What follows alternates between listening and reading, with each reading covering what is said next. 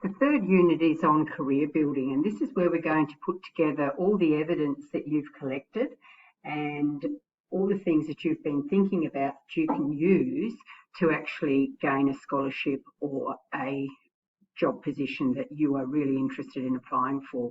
We're really going to focus on the selection criteria.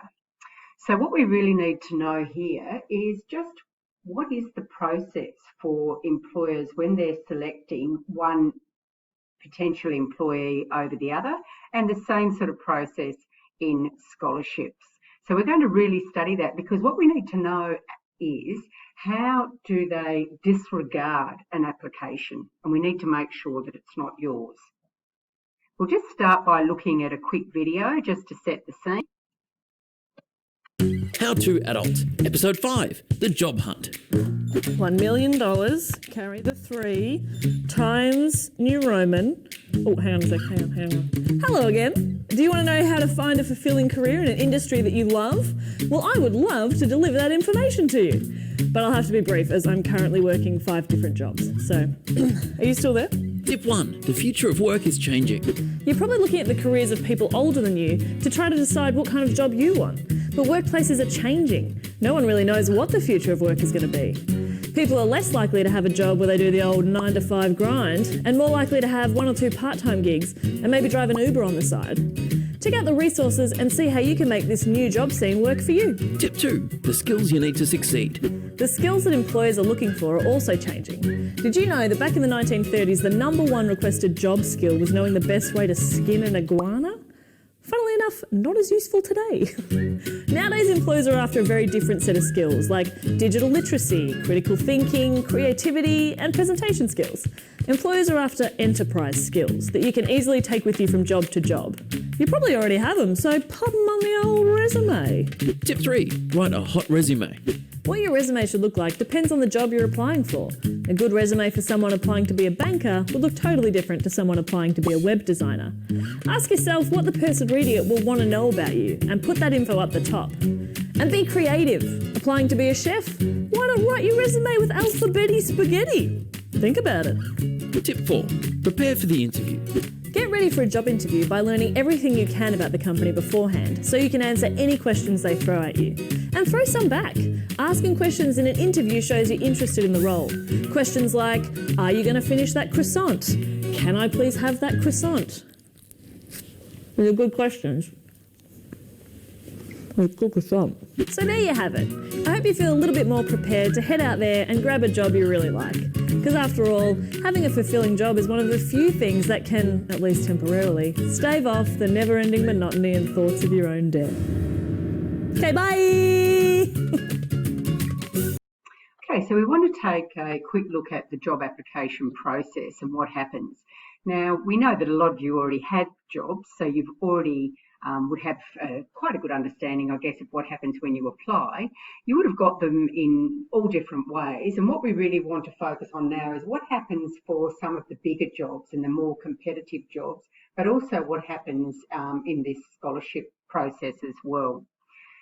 So a lot of you would have already had a job or already have a job, as we've said, and you would have got them from a whole range of different advertisements. And some of those could have been just by word of mouth.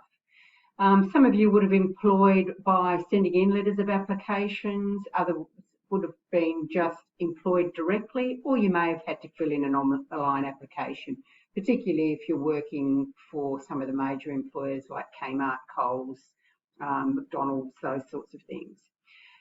We do know that a lot of employers now are using recruitment companies. So a recruitment company is a company where an employer would say, I have this position, and the recruitment company would be responsible for advertising it and also for making a short list of suitable applicants. So that the employer might say that they want to interview 4 people for a particular position. The recruitment company then goes through the process and gets it down to a short list. Social media, still very important, and a lot of you may have been following Facebook pages like Devonport Jobs, where they are advertising for employers on a site so that it actually reaches a wider range of audiences. Newspapers are still employing, particularly in more traditional roles and maybe government roles as well. So it is worth just checking that. And you know that in our careers folder that Julie collates a list of all of those jobs that might be advertised through the paper, but also jobs through social media. A lot are still through word of mouth.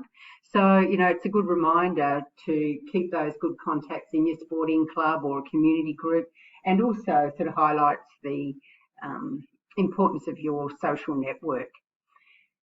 Okay, so we know that with jobs that, some people are still in a bit of denial, I think, thinking that employers, even in our local area, are using applicant tracking systems.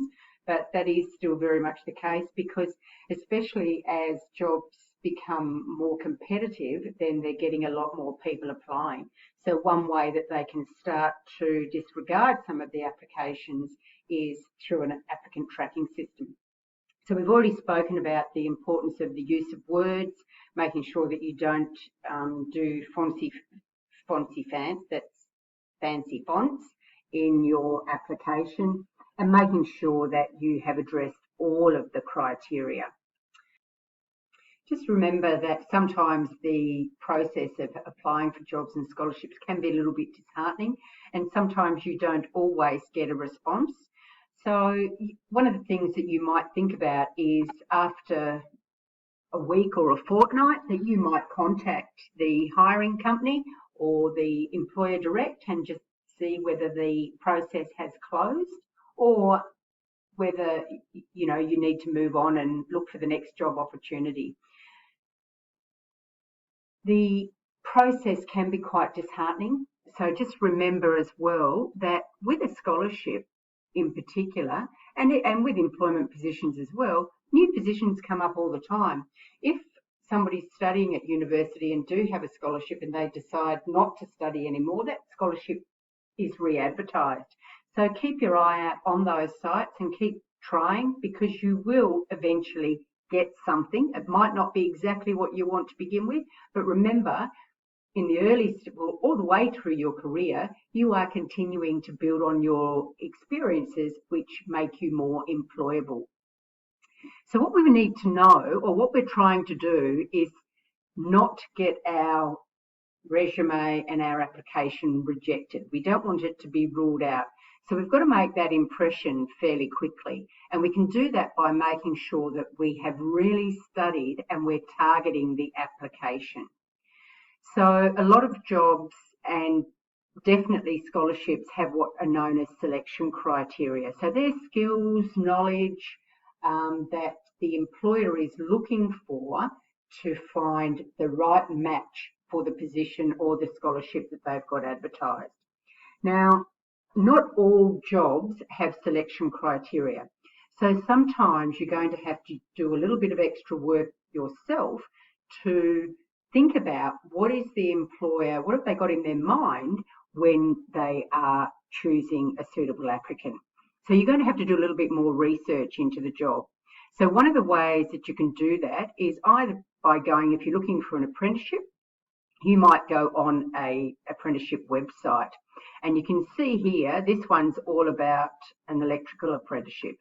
So I can have a look at the sorts of things I would be doing as an electrical apprenticeship and make sure I target those things in my application. So here, strong attention to detail.